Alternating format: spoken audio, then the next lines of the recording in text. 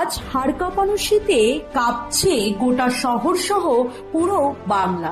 চলতি মরশুমে এই প্রথম কলকাতায় সর্বনিম্ন তাপমাত্রা নেমে এলো 10 ডিগ্রির ঘরে। কলকাতার সর্বনিম্ন তাপমাত্রা রেকর্ড করা হয়েছে 10.2 ডিগ্রি সেলসিয়াস, যা গত 13 বছরের মধ্যে সর্বনিম্ন। এদিন ফের মরশুমের শীতলতম দিনের সাক্ষী থাকলো শহর। আবহাওয়া দপ্তর সূত্রে জানা গেছে, এদিন কলকাতার সর্বনিম্ন তাপমাত্রা স্বাভাবিকের থেকে 3.7 ডিগ্রি কম। অন্যদিকে সর্বোচ্চ তাপমাত্রা ছিল 18.4 ডিগ্রি সেলসিয়াস, যা স্বাভাবিকের থেকে 6.7 ডিগ্রি কম। সকালে ছিল প্রচুর পরিমাণে কুয়াশার দাপট। শুধু কলকাতা নয়, রাজ্যের একাধিক জেলাতেও জাঁকিয়ে শীতের দাপট। বাঁকুড়া, বীরভূম ও পূর্ব ও পশ্চিম বর্ধমান জেলার কনকনে ঠান্ডায় কাঁপছে মানুষ।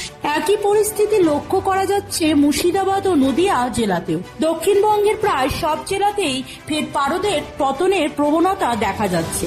আলিপুর আবহাওয়া দপ্তর জানিয়েছে, উত্তর ও উত্তর পশ্চিম দিক থেকে বয়ে চলা শুষ্ক ও ঠান্ডা হাওয়ার জেরে এই তাপমাত্রার পতন। আবহাওয়া দপ্তরের পূর্বাভাস অনুযায়ী আগামী আরো 5 থেকে 7 দিন রাজ্য জুড়ে শীতের এই দাপট বজায় থাকবে। আপাতত বৃষ্টির কোনো সম্ভাবনা নেই। পরিষ্কার আকাশের জেরেই রাতের দিকে ঠান্ডা আরো বাড়তে পারে। শীতের এই দাপট সকাল ও রাতের সময় বিশেষ সতর্কতা অবলম্বনের পরামর্শ দিয়েছে আবহাওয়া দপ্তর। বিশেষ করে শিশু ও বয়স্কদের ক্ষেত্রে বাড়তি যত্ন নেবার আবেদন জানানো হয়েছে।